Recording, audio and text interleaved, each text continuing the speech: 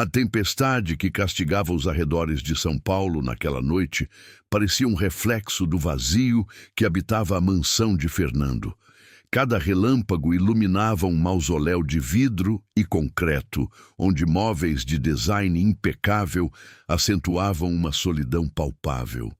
Aos 45 anos, ele era o retrato do sucesso, um magnata da tecnologia que conquistara tudo, menos a paz. Vestido em um terno caro que mais parecia uma armadura, ele observava a chuva torrencial chicotear as janelas panorâmicas, o som abafado apenas pelo tilintar do gelo em seu copo de uísque.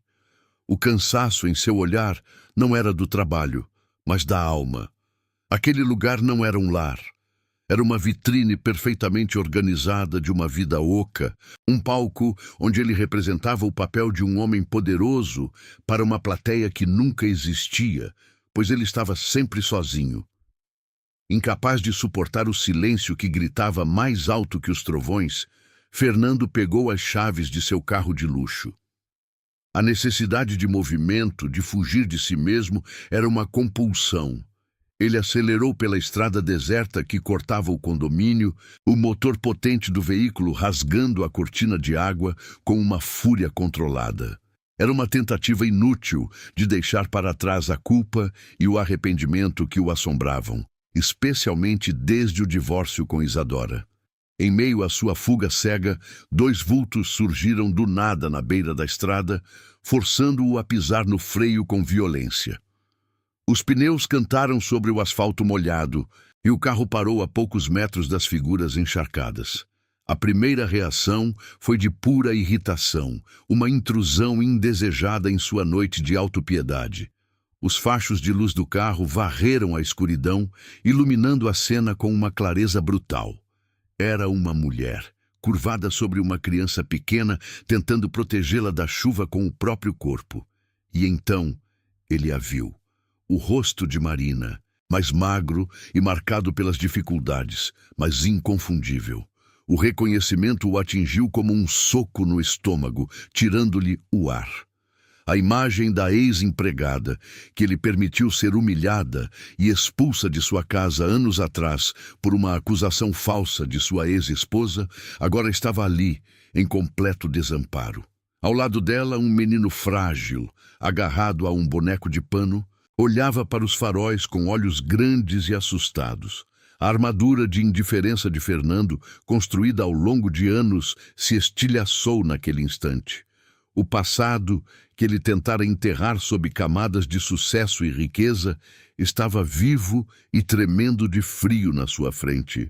Cada segundo de sua omissão, cada palavra não dita para defendê-la, pesava sobre ele com a força de uma bigorna. Aquele não era um encontro casual, era um acerto de contas com sua própria consciência. Sem pensar, movido por um impulso que atropelou sua lógica fria e calculista, sua mão se moveu e destravou a porta do passageiro. Um gesto simples, mas que representava a quebra de um padrão de egoísmo que definira sua vida. É impressionante como um único momento de compaixão pode reescrever o futuro. Se histórias sobre esses pontos de virada, onde a humanidade fala mais alto, também tocam sua alma, considere se inscrever para nos ajudar a continuar compartilhando relatos como este. A porta do carro se abriu com um clique suave, um som quase inaudível em meio ao dilúvio, mas que para Marina soou como um trovão de esperança. Ela hesitou por um instante, o orgulho lutando contra o desespero, mas o tremor do corpo de Diego em seus braços decidiu por ela. Entraram no veículo, trazendo consigo o cheiro da chuva e da terra molhada, uma fragrância de vulnerabilidade que impregnou o interior de couro e madeira polida. Fernando dirigiu em silêncio, o coração martelando contra as costelas. Cada vislumbre do rosto de Marina no retrovisor era uma facada em sua consciência. Ele não via a ex-empregada, mas o fantasma de sua própria covardia, a mulher que ele abandonou à própria sorte para manter uma paz que, no fim, nunca existiu. A mansão os recebeu com seu silêncio imponente, e o contraste entre os dois visitantes encharcados e a perfeição estéril do ambiente era doloroso. Ele os guiou para dentro, a mente girando, tentando processar a avalanche de emoções. Enquanto Marina dava um banho quente em Diego, no luxuoso banheiro de hóspedes, Fernando preparava roupas secas, pegando uma de suas camisetas de algodão para ela e uma pequena camisa de pijama que pertencera a um sobrinho em uma visita distante. A visão do menino, agora limpo e enrolado em uma toalha felpuda, brincando timidamente com a torneira dourada, foi o primeiro golpe em sua armadura. Havia uma familiaridade perturbadora nos olhos daquela criança, uma profundidade que ele não conseguia decifrar. O pequeno Diego, alheio à tensão que preenchia o ar, olhou para Fernando com uma curiosidade inocente, um olhar que não julgava, apenas via. E naquela pureza, Fernando sentiu o peso de seus anos de omissão de uma forma que nunca havia sentido antes. Um desconforto que o dinheiro não podia aliviar. Sentados na vasta sala de estar, com xícaras de chocolate quente fumegando sobre a mesa de centro de mármore, o silêncio finalmente se quebrou.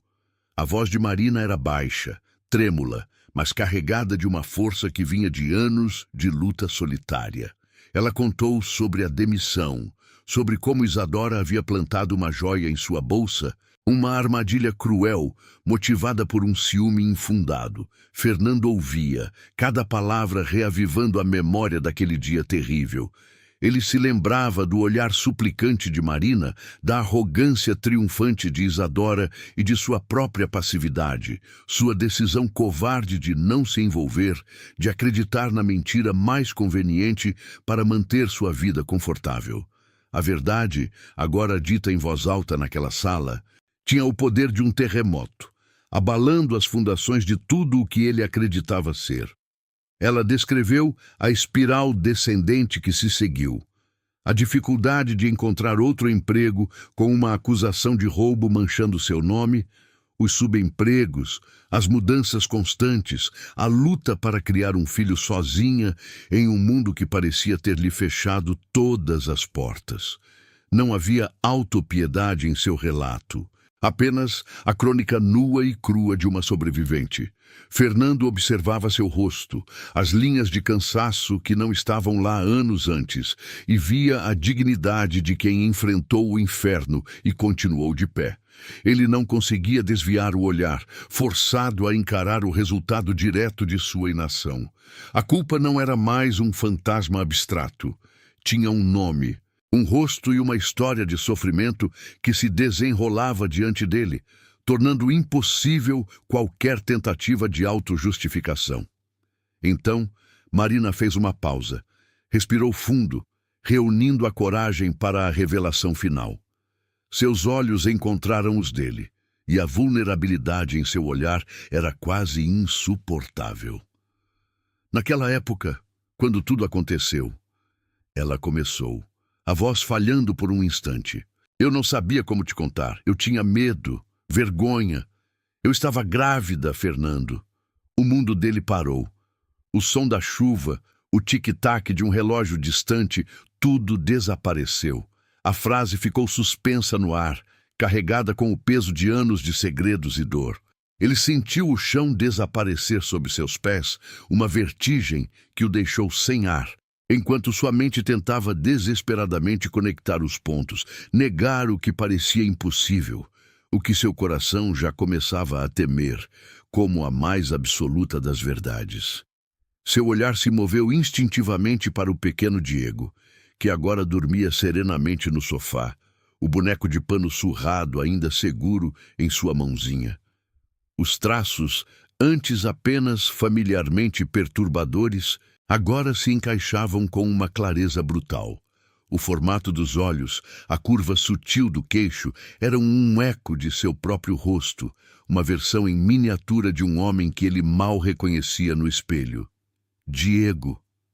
Marina sussurrou, e as lágrimas que ela segurara por tanto tempo finalmente rolaram por seu rosto. Ele é seu filho!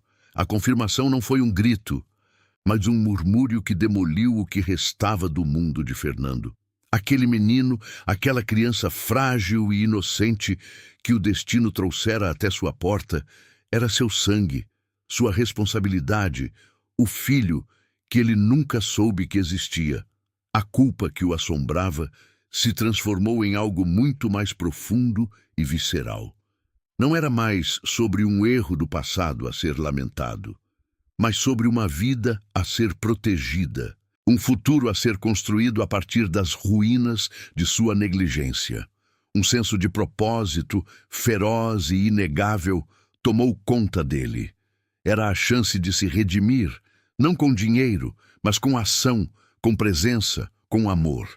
É impressionante como a verdade, por mais dolorosa que seja, pode demolir uma vida e, ao mesmo tempo, dar a ela um novo começo. Se você também acredita na força de momentos que redefinem destinos, sua inscrição nos ajuda a continuar trazendo histórias que precisam ser contadas. Pela primeira vez em anos, Fernando não sentiu o vazio da solidão, mas o peso esmagador e, ao mesmo tempo, redentor da paternidade. Os dias seguintes foram um borrão de adaptação e descoberta. A mansão, antes um santuário de silêncio, começou a ganhar vida. O som dos pés pequenos de Diego correndo pelo corredor de mármore, suas risadas ecoando onde antes só havia eco, era uma melodia estranha e bem-vinda. Fernando se viu desajeitado, um estranho em sua própria casa e na vida daquela criança. Ele tentou se conectar, comprando brinquedos caros e complexos que Diego olhava com desinteresse, preferindo seu velho boneco de pano. Foi Marina, com sua paciência infinita, que o ensinou. Ele não precisa de coisas, Fernando. Ele precisa de você. Sente no chão com ele, construa uma torre de blocos, leia uma história. E ele o fez, sentindo-se ridículo no início, mas aos poucos descobrindo uma alegria simples, que nenhuma aquisição de empresa jamais lhe proporcionara. O vínculo entre eles começou a se formar em pequenos gestos. Em uma tarde, enquanto montavam um quebra-cabeça no tapete da sala, Diego olhou para ele e sorriu, um sorriso genuíno que iluminou todo o ambiente. Naquele momento, Fernando sentiu uma onda de amor tão avassaladora que o deixou atordoado. Ele olhou para Marina, que observava a cena à distância, e viu em seus olhos um brilho de esperança misturado ao medo. A ferida entre eles ainda estava aberta, e a confiança era uma ponte frágil que eles estavam construindo, peça por peça, sobre um abismo de dor e ressentimento. Ele sabia que precisaria de mais do que gestos para provar que havia mudado, que estava ali para ficar, não apenas como um provedor, mas como um pai e um parceiro. Mas o mundo exterior não demorou a bater à porta. A notícia de que Marina e uma criança estavam vivendo na mansão chegou aos ouvidos de Isadora, e a reação foi imediata e venenosa. O telefone de Fernando começou a tocar incessantemente. Eram advogados com ameaças veladas, amigos da alta sociedade ligando para saber da fofoca e jornalistas farejando um escândalo. A máquina de destruição social de Isadora fora acionada, pintando Marina como uma golpista interesseira que usava uma criança para se aproveitar de um homem rico e recém-divorciado. A pressão era imensa, um cerco se formando ao redor da frágil paz que eles começavam a construir.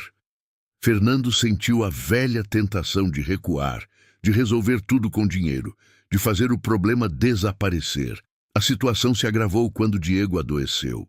A noite na chuva havia deixado sequelas, e uma febre alta o consumia, deixando-o fraco e delirante. Vê-lo tão vulnerável despertou em Fernando um pânico primordial. Ele o levou às pressas para o melhor hospital da cidade, sem se importar com os olhares curiosos e os celulares que registravam sua chegada com a ex-empregada. No quarto estéril do hospital, enquanto segurava a mãozinha quente de seu filho, ele entendeu a dimensão de sua nova realidade. A batalha não seria travada apenas nos tribunais ou nas colunas sociais, mas ali, ao lado daquele leito.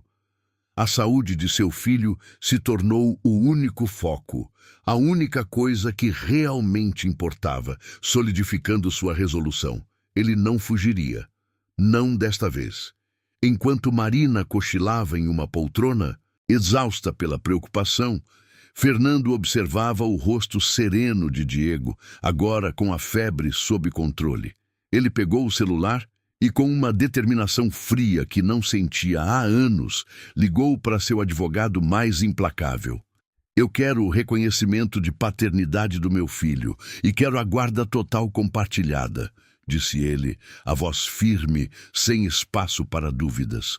Prepare-se para uma guerra, porque Isadora vai usar tudo o que tem, e eu não vou perder. Desligou o telefone e olhou para a pequena família que o destino lhe devolvera. Aquele não era mais apenas um acerto de contas com o passado.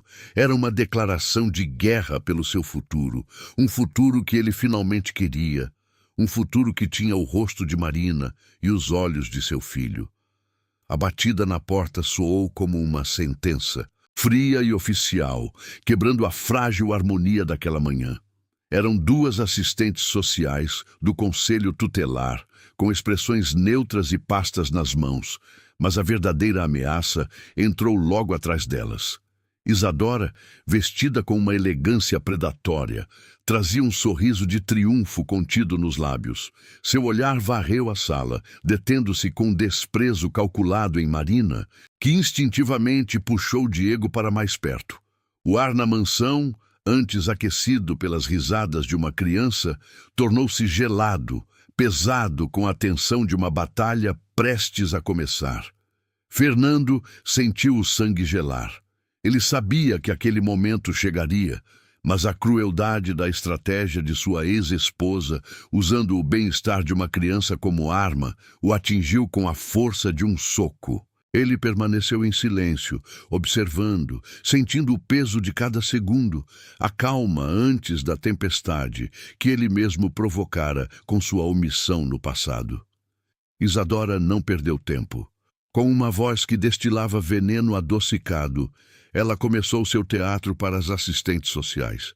Pintou Marina como uma oportunista, uma mulher de moral duvidosa, que se aproveitava da fragilidade de um homem recém-divorciado. Cada palavra era uma faca afiada, desferida para humilhar e desqualificar. Essa mulher não tem condições de criar uma criança, disse ela, o tom carregado de uma falsa preocupação. Ela o arrastou para a rua, para a chuva, e agora o usa como um bilhete de loteria para viver neste luxo. Marina permaneceu de pé, pálida, mas com a espinha ereta. Ela não chorou, nem gritou. Apenas abraçou seu filho com mais força, o corpo tenso, absorvendo cada insulto como um escudo humano. Seus olhos, no entanto, encontraram os de Fernando, e neles havia uma pergunta silenciosa, um apelo que ecoava a mesma súplica de anos atrás. Você vai permitir isso de novo? Naquele instante, algo dentro de Fernando se rompeu. A imagem de Marina, digna em sua dor, e o olhar confuso de Diego, que não entendia as palavras, mas sentia a agressão, foram a faísca que incendiou anos de culpa reprimida. Ele deu um passo à frente, colocando-se entre Isadora e sua nova família. Sua postura mudou, a hesitação desapareceu, substituída por uma autoridade que não vinha de sua conta bancária, mas de uma convicção recém-descoberta. Chega, Isadora! Sua voz ressoou pela sala, não alta, mas com um peso que silenciou a todos. O homem de negócios frio e calculista havia desaparecido, dando lugar a um pai, a um protetor. Ele olhou para as assistentes sociais, depois para sua ex-esposa, e a máscara de indiferença que usara por tanto tempo caiu, revelando um homem pronto para lutar pela única coisa que realmente importava. Vocês querem saber sobre o ambiente em que meu filho vive? Ele continuou, a voz embargada pela emoção, mas firme. Ele se virou para Isadora. O único ambiente inadequado aqui é a sua presença e as suas mentiras. O erro foi meu. Fui eu que, anos atrás, fui covarde. Fui cego e fraco. e permiti que a mulher mais íntegra e forte que já conheci fosse humilhada e expulsa desta casa. Seus olhos se encheram de lágrimas enquanto ele se virava para Marina. Eu sinto muito, Marina, por tudo. Então, em um gesto que chocou a todos, especialmente a si mesmo, ele se ajoelhou no chão de mármore, ficando na altura dos olhos de Diego. Você, disse ele, a voz suave, você é o meu filho. E eu juro, eu nunca mais vou deixar ninguém, nunca mais, te machucar ou fazer sua mãe chorar. O silêncio que se seguiu foi absoluto, quebrado apenas por um soluço contido de Marina. As assistentes sociais se entreolharam, suas expressões profissionais desmoronando diante daquela confissão crua e poderosa. A verdade daquela família, forjada na dor e na redescoberta, era inegável. Isadora, pela primeira vez, ficou sem palavras. O rosto, uma máscara de fúria impotente ao ver seu plano se desfazer, não por argumentos legais, mas por uma demonstração irrefutável de amor. Marina se aproximou e, com a mão trêmula, tocou o ombro de Fernando, que ainda estava ajoelhado. Ele ergueu o rosto para ela e, naquele olhar compartilhado, a ponte de confiança foi finalmente solidificada, inquebrável. Diante de todos, eles não eram mais um magnata, uma ex-empregada e uma criança assustada. Eles eram uma família e haviam acabado de vencer sua primeira e mais importante batalha. A saída de Isadora foi tão silenciosa quanto sua derrota foi retumbante. As assistentes sociais, testemunhas de uma verdade inegável, redigiram um relatório que não deixava margem para dúvidas, descrevendo um ambiente familiar em plena formação, baseado em arrependimento sincero e amor incondicional. A batalha legal que se seguiu foi breve e unilateral. As provas, somadas à confissão pública e apaixonada de Fernando, desarmaram qualquer estratégia de Isadora. A paternidade de Diego foi oficialmente reconhecida e o nome de Fernando foi acrescentado à sua certidão de nascimento, um ato burocrático que selava uma conexão que o coração já havia firmado. A justiça para Marina não veio com o som de uma vingança, mas com a paz de ver seu filho seguro e o nome de sua família finalmente completo, livre das sombras de uma mentira que quase destruiu tudo. A mansão de vidro e concreto, antes um mausoléu da solidão de Fernando, começou a respirar. O silêncio opressor foi substituído pelo som de carrinhos de brinquedo rolando pelos corredores de mármore e pelas risadas de Diego ecoando na sala de estar, agora adornada com desenhos coloridos, presos com ímãs na geladeira de aço escovado.